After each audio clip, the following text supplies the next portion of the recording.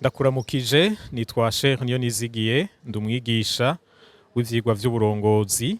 Nashaka ndagutumire mu nyigisho zitwa GLS mu Congereza ni Global Leadership Summit, zama zitegurwa ku mwaka hano mu Burundi.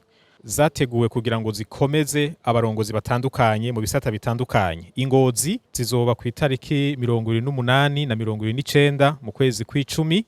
I Bujumbura zizoba itariki y'18 n'itariki y'19 mu kwezi kw'icumi na rimwe.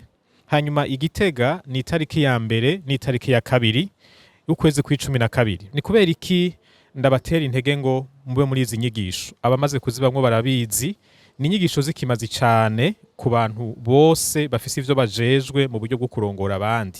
N'abipfuza canke abitegurira kuzoba barongozi mu minsi iri imbere nabo barazikeneye.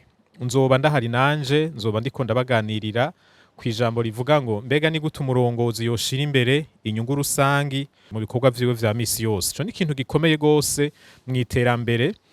Tutaravye aho umuntu akorera, haba mw'ishengero, mu gisata ca leta, yaba uwikorera utwiwe, udashize imbere inyungu rusangi biragira ingaruka mbi ku burongozi bwawe. Hari n'ibindi vyigwa bitandukanye abandi bigisha batandukanye bazotanga, abo mu Burundi n'abo hanze. Rero nashaka ndabatera intege ngo muze muhabe, ntimuze muhombe ivyo vyiza bije bitugana. Murakoze cane, tuze tuhahurire kugira ngo twubakane maze dukomeze umuco w'uburongozi bwiza mu gihugu cacu.